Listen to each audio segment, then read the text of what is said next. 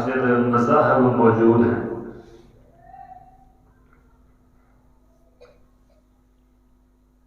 اپنے اپنے طریقے سے انسانوں کی رہنمائی بھی کر رہے ہیں۔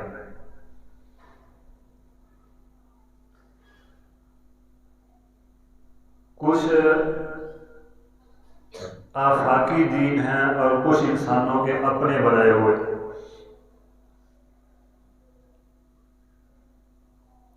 جو آسمانی دین ہیں ان میں بھی انسانوں نے مختلف قسم کی تبدیلیاں پیدا کر لی ہیں۔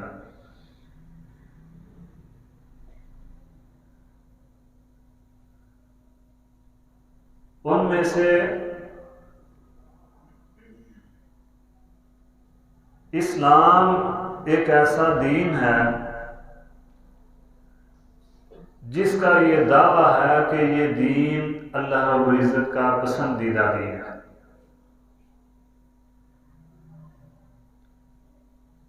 فقط اسلام کا یہ دعویٰ ہے بس۔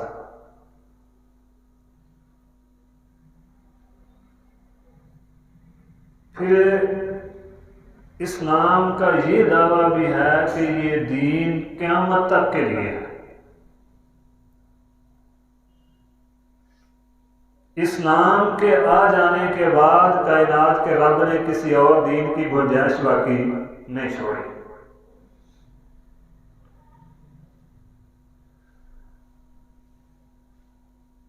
دور حاضر میں اللہ تعالیٰ نے اس دین کے اپنے پسندیدہ دین ہونے کے کچھ عملی مشاہدے دکھائے ہیں۔ انسان کا ایک مزاج ہے، انسان سنی ہوئی بات کو آنکھوں سے دیکھنا چاہتا ہے، یعنی علم الیقین کو عین الیقین میں بدلنا چاہتا ہے۔ جیسا کہ ابراہیم علیہ السلام کا ذکر خیر اللہ تعالیٰ نے تیسرے سپارے میں فرمایا، وَإِذْ قَالَ إِبْرَاهِيمُ رَبِّ أَرِنِي كَيْفَ تُحْيِي الْمَوْتَى۔ عرض کی اللہ میں دیکھنا چاہتا ہوں تو مردوں کو کیسے زندہ کرے گا؟ فرمایا اولم تؤمن، ابراہیم ایمان نہیں ہے؟ عرض کی بھلا کیوں نہیں، اللہ ایمان ہے تو زندہ کر سکتا ہے، ولیکن لیطمئن قلبی، علم الیقین کو عین الیقین میں بدلنا چاہتا ہوں۔ موسیٰ علیہ السلام نے اللہ رب العزت کا کلام سنا، اللہ سے ہم کلام ہوئے۔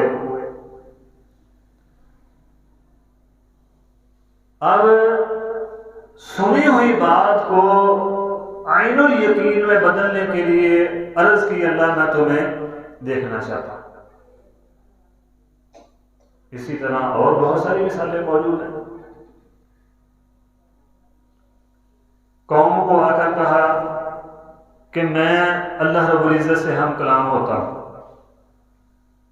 یہ تورات ہے، یہ اللہ رب العزت نے مجھے دی ہے، مجھے منصب نبوت پر فائز فرمایا۔ قوم کے جو وڈیرے تھے انہوں نے کہا جی ہم بھی اللہ کو دیکھنا چاہتے ہیں، اگرچہ یہ سوال ان کا غلط تھا لیکن بنیاد وہی علم الیقین کو عین الیقین، سنی بات کو دیکھ کر یقین پورا کامل کرنا چاہتے تھے۔ یہ انسان کا مزاج ہے۔ اللہ تبارک و تعالی نے اسلام کے پسندیدہ اور سچے دین ہونے کے کچھ عملی مشاہدے دکھائے ہیں۔ سب سے پہلی مثال اسلام کے احکامات ہیں، اسلام کی بتائی ہوئی باتیں ہیں، اس کے عملی مشاہدے ہیں۔ نبی صلی اللہ علیہ وسلم تشریف فرما تھے، سیدنا جریر بن عبداللہ رضی اللہ عنہ روایت فرماتے ہیں، فرمایا انکم سترون ربکم عیانا، میرے صحابہ قیامت والے دن تم اپنی آنکھوں سے اپنے سامنے اپنے رب کو دیکھو گے. انکم سترون ربکم عیانا، اپنے سامنے اپنی آنکھوں سے دیکھو گے. صحابہ کرام رضوان اللہ علیہم اجمعین نے عرض کی، اللہ کے نبی ہم اپنے رب کو دیکھیں گے؟ ہم تو اتنی زیادہ تعداد میں ہوں گے تو اپنے رب کو کیسے دیکھ سکیں گے؟ یعنی رش ہوگا، لوگ گتھم گتھا ہوتے ہوں گے. اتنے رش میں کہاں آدم علیہ السلام سے لے کر آخری انسان تک سارے اکٹھے ہوں گے میدان محشر میں، تو کیسے دیکھیں گے؟ نبی صلی اللہ علیہ وسلم نے فرمایا، حل تضارون فی القمر لیلۃ البدر، کیا تم 14ویں رات کے چاند کو دیکھتے ہو جب تو کوئی رکاوٹ محسوس کرتے ہو؟ جب چاند کو 14ویں رات کا چاند چمکتا ہے تو کون سی چیز ہے جو تمہیں اس چاند کو دیکھنے سے منع کرتی ہے، رکاوٹ کرتی ہے، حائل ہوتی ہے؟ عرض کی اللہ کے نبی کوئی بھی چیز نہیں، بڑی آسانی سے دیکھ سکتے ہیں. نبی صلی اللہ علیہ وسلم نے فرمایا اسی طرح تم اپنے رب کو بھی دیکھو گے. یہ علم اور یقین سے عین یعنی آنکھوں سے دیکھنے کی طرف اشارہ تھا. یہ مثال عینی مشاہدہ نبی صلی اللہ علیہ وسلم نے کرایا کہ جس طرح چاند کو دیکھ رہے ہو، صبح سورج نکلتا ہے سورج کو دیکھتے ہو، کوئی پریشانی نہیں ہے، کوئی گتھم گتھا نہیں، کوئی رش نہیں، جہاں جہاں ہو وہیں پر کھڑے بیٹھے دیکھ رہے. اسی طرح تم اپنے رب کو بھی قیامت کے دن دیکھو گے. اللہ رب العزت نے سورۃ نمل 19ویں سپارے میں سیدنا سلیمان علیہ السلام کا ذکر خیر کیا. ہدہد آیا، آ کر اپنے غیب رہنے کی وجہ بتائی. واقعہ تو لمبا، اشارۃ بعد کا. سلیمان علیہ السلام نے فرمایا اب ہم تمہیں آزمائیں گے. خط دے کر ہدہد کو بھیج دیا. ساتھ فرمایا کون ہے بھائی جو اس ملکہ کا، قوم سبا کی جو بادشاہ ہے، جو ملکہ ہے، اس کا تخت اس کے آنے سے پہلے میرے پاس لے کر آئے. قال عفریت من الجن انا آتیک بہ قبل ان تقوم من مقامک. اللہ کے نبی آپ کے یہاں اٹھنے سے پہلے وہ تخت لے کر آ جاؤں گا. آپ یہاں سے اٹھیں گے نہیں، میں اس سے پہلے لے کر آ جاؤں گا. کہاں لوگ چل کر سفر کرتے تھے، یا کوئی اونٹ یا گھوڑے وغیرہ پر سفر کرتے تھے. اللہ کے نبی سلیمان علیہ السلام نے فرمایا نہیں بھائی، مجھے اس سے بھی تیز تراز چاہیے، اس سے بھی طاقتور، اس سے بھی جلدی چاہیے. قال الذي عنده علم من الكتاب انا آتيك به قبل ان يرتد اليك طرفك. اللہ کے نبی آپ پلک جھپکنے کے بعد میں تخت پہلے پہنچ جائے گا. فرمایا ہاں یہ ٹھیک ہے، جاؤ بھی لے کر آؤ. پلک جھپکنے میں کتنا وقت لگتا ہے؟ قال الذي عنده علم من الكتاب. ایک دوسرا بعض کہتے ہیں یہ بھی جن تھا، حالانکہ وہ جن نہیں تھا. اللہ تعالیٰ نے فرمایا قال الذي عنده علم من الكتاب. اللہ نے کتاب کا علم سکھایا تھا. اللہ عالم کون تھا؟ پلک جھپکنے سے پہلے لے آؤں گا. پہنچ گیا تخت پلک جھپکنے سے پہلے.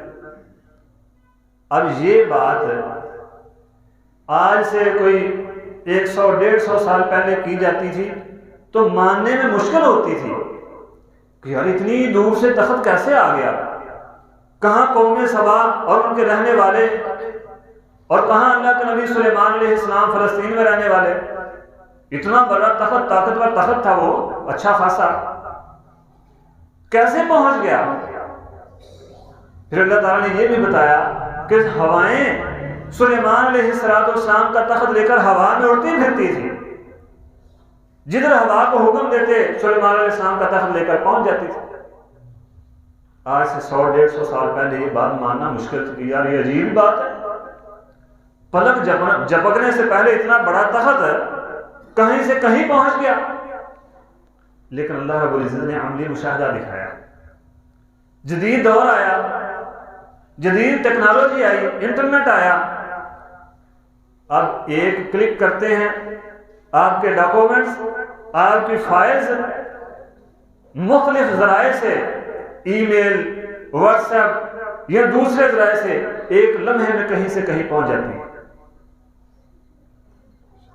ہمارا بنایا ہوا نظام ہے انسانوں کا، ایک کلک کیا آپ کے مختلف قسم کے ڈاکومنٹس ہیں، ویڈیوز، تصویریں، آڈیوز، فائلز، وہ آپ کہیں سے کہیں پہنچا دیتے ہیں۔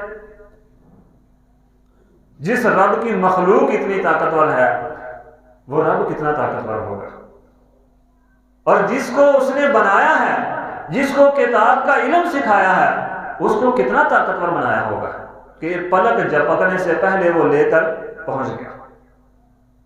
یہ ہے اسلام کے بتائے ہوئے واقعے، قرآن کے بتائے ہوئے واقعے، نبی صلی اللہ علیہ وسلم کے بتائے ہوئے واقعے کا عملی مشاہدہ عینی ہم اپنے سامنے دیکھ رہے ہیں اور روزانہ ہم کرتے ہیں۔ یہ ہماری زندگی کا ایک بڑا اہم جز بن چکا ہے۔ ہم استعمال کرتے ہیں، ایک بٹن دبایا ہماری فائلز کہیں کہ کہیں پہنچ جاتی ہیں۔ اللہ اکبر کبیرہ۔ یہ وہ باتیں ہیں جن کو جاننے کے بعد ہمارے اندر اسلام کے ساتھ اور محبت بڑھ جاتی ہے، ایمان اور زیادہ مضبوط ہو جاتا ہے کہ کوئی بھی ایسا دین موجود نہیں، اگرچہ بیسیوں ادیان موجود ہیں، لیکن کوئی بھی ایسا دین موجود نہیں کہ جس کی سچائی کے مختلف پہلو ہمیں نظر آتے ہیں، مختلف انداز میں اس کی سچائی اللہ ہمارے سامنے رکھ رہے ہیں۔ نبی صلی اللہ علیہ وسلم تشریف فرما تھے، یکدم سے کسی چیز کے گرنے کی آواز آئی۔ فرمایا میرے صحابہ جانتے ہو یہ کیا، کون سی آواز تھی؟ عرض کی نہیں اللہ کے نبی ہم نہیں جانتے۔ فرمایا یہ ایک پتھر اللہ تعالیٰ نے جہنم میں پھینکا تھا جو 70 سال بعد آج جہنم کی تہہ میں پہنچا ہے۔ کیا مطلب ہوا کہ جہنم کے وسط میں یعنی درمیان میں پہنچنے کے لیے کم از کم 35 سال تو لگتے ہیں۔ ایک بات یہ یاد رکھیں، پھر اللہ رب العزت نے قرآن مجید میں ذکر کیا جب جنتی جنت میں چلے جائیں گے، جہنمی جہنم میں چلے جائیں گے، جنتی اپنے تختوں پر بیٹھے ہوں گے، فَأَقْبَلَ بَعْضُهُمْ عَلَى بَعْضٍ يَتَسَاءَلُونَ قَالَ قَائِلٌ مِّنْهُمْ إِنِّي كَانَ لِي قَرِينٌ۔ ایک دوسرے سے باتیں کریں گے جنتی، ایک دوسرے کی طرف دیکھیں گے، باتیں کریں گے۔ ایک کہے گا ان میں سے قال قائلٌ، ایک کہے گا انی کان لی قرین، ایک میرا تعلق والا تھا، میرا یار بیلی تھا، میرا دوست تھا، میرا ہم سفر تھا، وہ مجھے نظر نہیں آ رہا کہیں، وہ مجھے کہا کرتا تھا کہ یار تم بھی ان چیزوں پر ایمان لاتے ہو کہ ہم مرنے کے بعد دوبارہ اٹھ جائیں گے۔ انی کان لی قرین، وہ میرا ساتھی تھا، وہ نہیں مجھے نظر آ رہا۔ اب ان میں سے ایک کہے گا کہ یار ایسا نہ کریں، میں ایسا کرتا ہوں میں جہنم میں جان کر دیکھ لیتا ہوں، اگر کہیں مجھے نظر آ گیا تو میں تمہیں بتاؤں گا کہ دیکھو یہ ہے وہ بندہ جو مجھے کہتا تھا کہ بھلا ہم مرنے کے بعد بھی دوبارہ زندہ ہو جائیں گے۔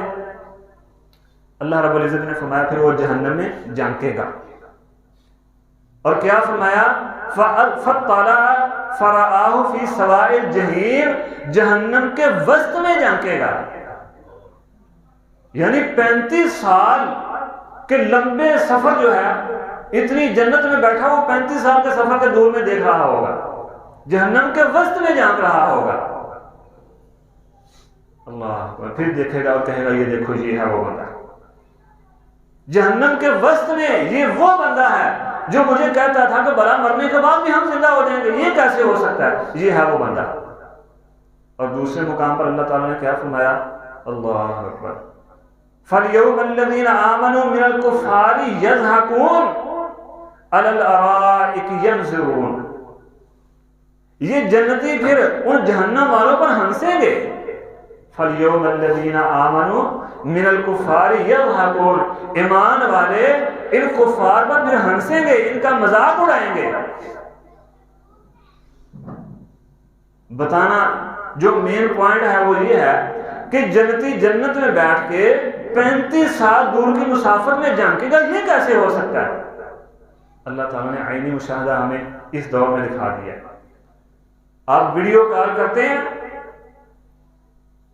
آپ یہاں پر بیٹھے ہیں، آپ کا تعلق والا امریکہ میں بیٹھا ہے، تو آپ دیکھ رہے ہیں کہ نہیں دیکھ رہے؟ وہ کیا کر رہا ہے، اس نے کیا پہنا ہوا ہے، وہ کس گھر میں رہتا ہے، کس جگہ میں رہتا ہے، وہ کیمرے کے ذریعے آپ کو سارا دکھا دیتا ہے۔ یہ ہمارا انسانوں کا بنایا ہوا نظام ہے۔ اگر ہم اس دنیا میں بیٹھ کر دنیا کے دوسرے کونے میں جان سکتے ہیں تو کائنات کے رب کے نظام تو کہیں بہتر ہے اس سے۔ وہ مالک تو اس سے کہیں زیادہ طاقتور ہے جو چیزیں ہم نے بنائی ہوئی ہیں۔ اگر ہم یہاں بیٹھ کر کہیں کے کہیں جان سکتے ہیں، زمین کے ایک کنارے پر بیٹھ کر دوسرے کنارے میں جان سکتے ہیں، پھر یہ دوربینیں، خوردبینیں، مائکروسکوپس، عام آنکھ سے نظر نہ آنے والے جراثیم مائکروسکوپ کے ذریعے بڑی آسانی سے ہم دیکھ لیتے ہیں۔ یہ ہمارے انسانوں کے ہیں، اور جس رب نے ہمیں یہ بنانے کی طاقت دی ہے وہ خود اس سے کہیں زیادہ مضبوط چیزیں بنا سکتا ہے۔ وہ جنتیوں کی آنکھوں کو اس سے کہیں زیادہ مضبوط کر سکتا ہے تاکہ وہ جہنم کے وسط میں جان سکے۔ اسی طرح آگے چلتے ہیں، اللہ کے پاک پیغمبر محمد الرسول اللہ صلی اللہ علیہ وسلم نے فرمایا، سیدنا ابو ذر رضی اللہ عنہ روایت فرماتے ہیں کہ نبی صلی اللہ علیہ وسلم نے فرمایا، اللہ تعالیٰ فرماتے ہیں، یا عبادی لو ان اولکم و آخرکم و انسکم و جنکم، اے میرے بندو، تمہارے پہلے اور تمہارے آخری، یعنی تم سے پہلے جو گزر چکے ہیں وہ، اور جو تمہارے بعد آنے والے ہیں وہ، یہ سارے کے سارے جن بھی اور انسان بھی، قاموا فی صعید واحد، ایک میدان میں اکٹھے ہو جائیں، ایک میدان میں اکٹھے ہو جائیں، فسألونی، پھر مجھ سے سوال کریں، میں ہر کسی کو اس کے سوال کے مطابق جو وہ مانگ رہا ہے وہ دے دوں، تو میرے خزانے میں اتنی کمی واقع ہوگی جتنا تم سمندر میں سوئی کو ڈبو کر باہر نکالتے ہو، جتنا وہ پانی سمندر سے سوئی کم کر رہی ہے، بس اتنی کمی ہوگی۔ یہاں ایک عقیدے کا مسئلہ یہ بھی سمجھ لیں، عام طور پر لوگ یہ کہتے ہیں، لوگ جی سمندر سے جب سوئی باہر نکالیں گے تو جو سمندر کو سوئی کو پانی لگا وہ واپس ہے سمندر میں گر جائے گا، مطلب اللہ کے خزانے میں کمی ہوتی ہی نہیں ہے۔ اگر ایسا مان لیں تو پھر مطلب یہ ہوا کہ یہ بات تو اللہ نے استغفر اللہ ثم استغفر اللہ فضول ہی کہہ دی ہے۔ جب کمی ہوتی نہیں پھر اللہ نے یہ کیوں کہا کہ اتنی کمی ہوتی ہے؟ شیخ صالح بن عثیمین رحمہ اللہ فرماتے ہیں، یہ مطلب نہیں اس کا، مطلب اس کا یہ ہے کہ اگر اللہ کے خزانے میں سے اتنی بھی کمی ہو جائے تو فرق پڑتا نہیں ہے۔ سمندر سے سوئی پانی لگا کر باہر لے آئے تو سمندر کو اس پانی کے نکلنے سے فرق پڑتا نہیں۔ نبی صلی اللہ علیہ وسلم نے فرمایا، اللہ تعالیٰ فرماتے ہیں سب کے سب کو دے دوں تو مجھے فرق نہیں پڑتا۔ اب یہ کیسے ہو سکتا ہے کہ آدم علیہ السلام سے لے کر آخری انسان تک ایک میدان میں جمع ہو، اللہ سب کے سب کو ان کی خواہش کے مطابق جو وہ مانگتے ہیں وہ دے دے؟ یہ کیسے ممکن ہے؟ اللہ تعالیٰ نے عینی مشاہدہ دکھایا ہمیں۔ کیسے؟ مثال کے طور پر سوشل میڈیا ہے اور اس میں سے واٹس ایپ ہے۔ واٹس ایپ کا گروپ ہے، جیسا کہ آج کل مختلف لوگوں نے کتابوں کے گروپ بنائے ہوئے ہیں، آپ اس میں کسی کتاب کا جو ہے سوال کریں جی مجھے فلاں کتاب چاہیے، تو وہ جو ایڈمن ہوتا ہے وہ آپ کو کتاب بھیج دیتا ہے۔ اب وہاں ایڈمن کو مختلف قسم کے لوگ مختلف کتابوں کی ڈیمانڈ کرتے ہیں، مجھے یہ کتاب چاہیے، مجھے یہ کتاب چاہیے، مجھے یہ کتاب چاہیے۔ ایڈمن کیا کرتا ہے؟ ان سب کے ڈیمانڈز کے مطابق جتنی بھی کتابیں ہیں وہ ایک مرتبہ سب کے سب کو اکٹھی سینڈ کر دیتا ہے۔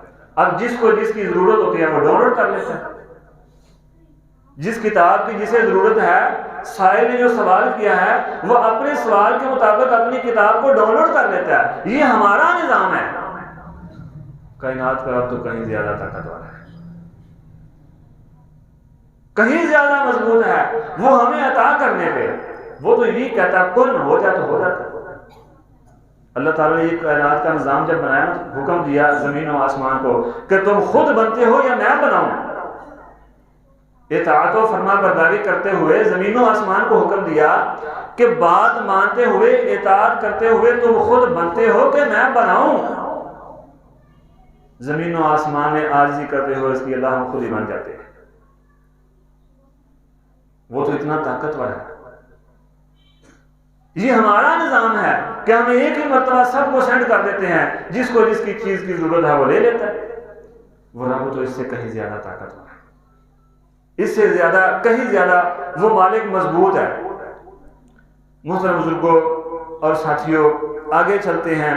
یہ اللہ رب العزت نے فرمایا تعرج الملائکۃ والروح, قیامت کا دن ہوگا جب فرشتے اتریں گے, نازل ہوں گے, میدان محشر میں لوگوں کو جمع کیا جائے گا. 50,000 سال کا ایک اکیلا دن ہوگا. کتنا؟ 50,000 سال کا. ہمارے ہاں تو بڑا بھی لمبا ہو تو تقریباً کوئی 12-13 گھنٹوں کا بنتا ہے.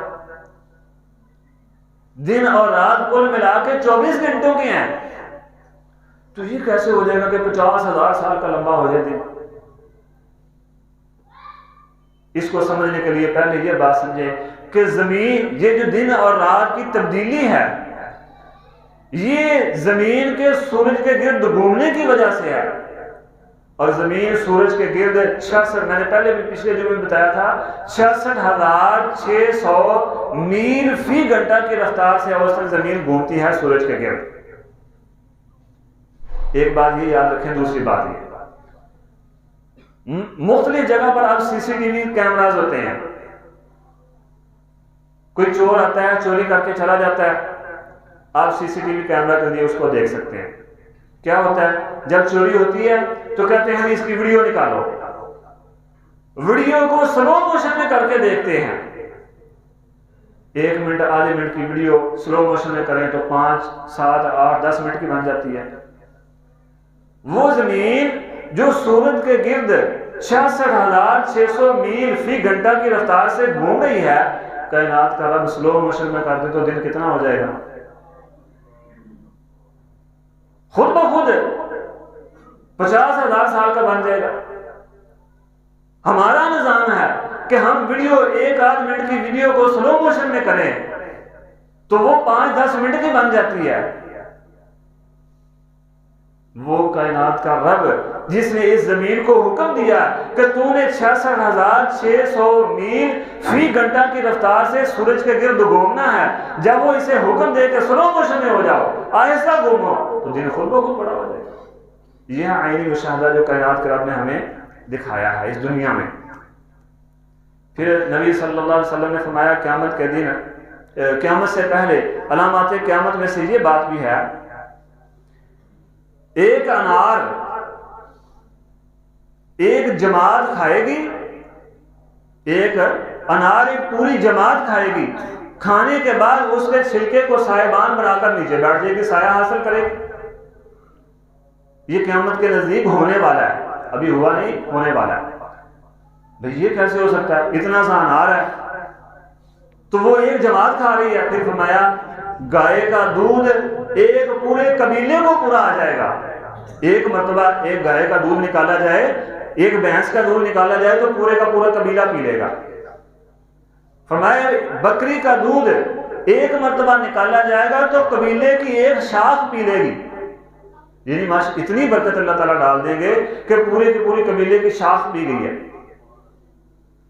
اب تو صورتحال یہ ہے کہ بکری کا دودھ نکالو تو ایک بندہ مشکل پیٹ بھر کے پی سکتا ہے, لیکن قیامت کے نزدیک قبیلے کی ایک شاخ اتنی اللہ تعالیٰ برکت ڈال دیں گے.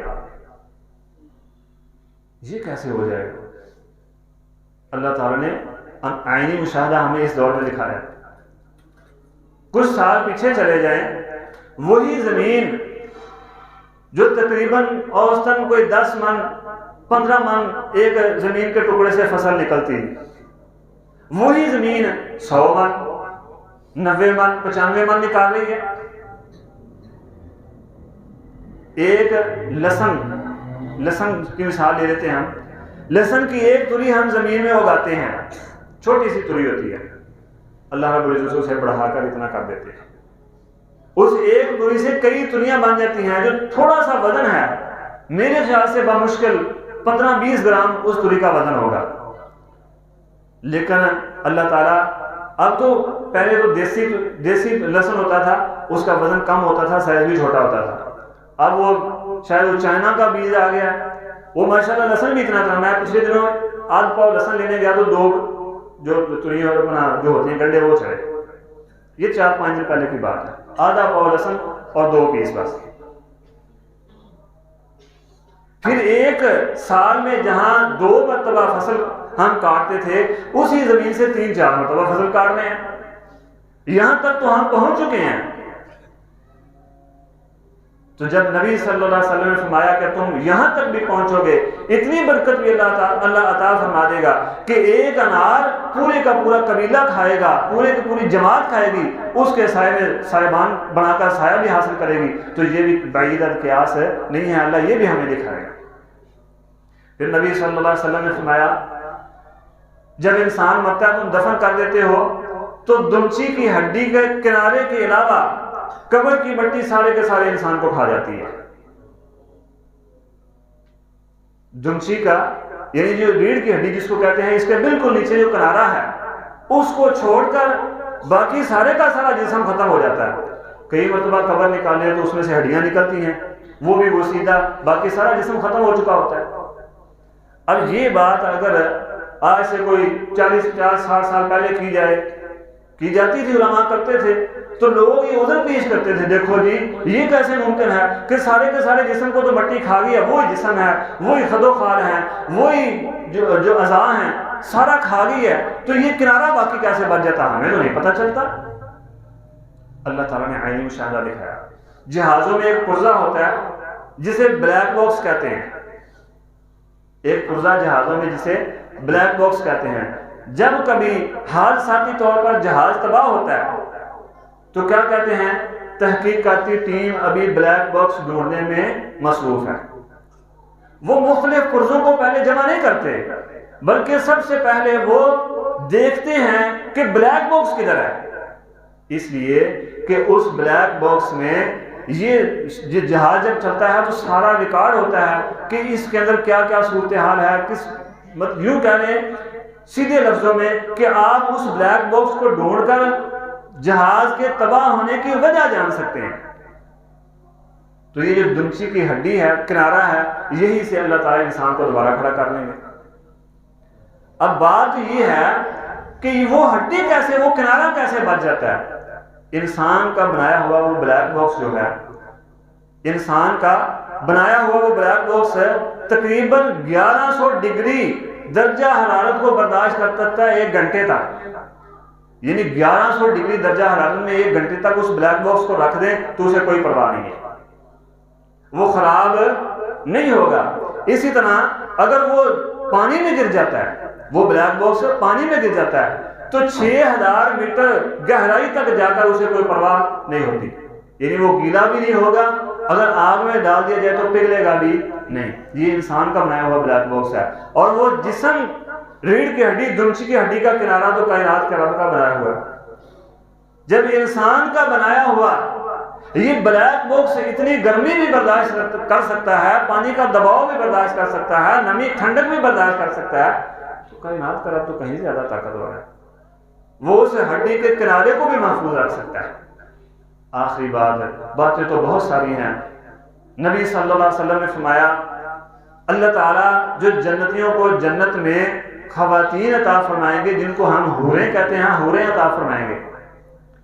ان عورتوں میں سے, جنتی عورتوں میں سے ایک عورت اگر زمین کی طرف جھانک لے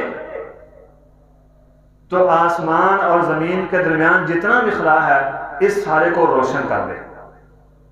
صرف روشن ہی نہیں کر دے, اس درمیانی خلا کو اپنی خوشبو سے معطر بھی کر دے. بھئی ایک عورت کا چہرہ ہے, وہ حور کا چہرہ ہے, وہ زمین کی طرف جھانک رہی ہے, کیسے روشن کرے گی؟ یہ کیسے ہو سکتا ہے؟ اللہ رب العزت کا بنایا ہوا سورج ہے, یہ صبح کے وقت جھانکتا ہے لیکن ہر طرف روشنی روشنی ہے. آپ کو بلب چلانے کی ضرورت نہیں پڑتی, دیے چلانے کی ضرورت نہیں پڑتی. اندھیری رات کو یہ سورج جب نکلتا ہے، جب زمین کی طرف جانتا ہے تو اندھیری رات کو ختم کر دیتا ہے۔ اسی طرح چاند ہے، سیاہ اندھیری رات ہوتی ہے، 14ویں رات کا چاند آتا ہے تو روشن ہو جاتی ہے رات۔ وہی رات جو سیاہ تھی، سورج نکلا تو سفید ہو گیا، دن نکل آیا۔ اب صرف یہی نہیں کہ سورج نکلا ہے تو روشنی آ گئی ہے، سورج کی گرمی ہم تک پہنچتی ہے کہ نہیں؟ جب کائنات کے بنائے ہوئے، کائنات کے رب کے بنائے ہوئے سورج کے اندر اتنی اللہ نے قوت پیدا کی ہے کہ وہ روشن بھی کر دے زمین کو اور زمین تک اپنی گرمی بھی پہنچائے، تو جس حور کو کا ذکر نبی صلی اللہ علیہ وسلم نے کیا، وہ حور بھی تو اللہ تعالیٰ نے بنائی ہے، وہ جھانکے تو وہ بھی اس کو روشن کر دے اور معطر کر دے۔ اقول قولی ھذا واستغفر اللہ لی ولکم ولسائر المسلمین واستغفروہ انہ هو الغفور۔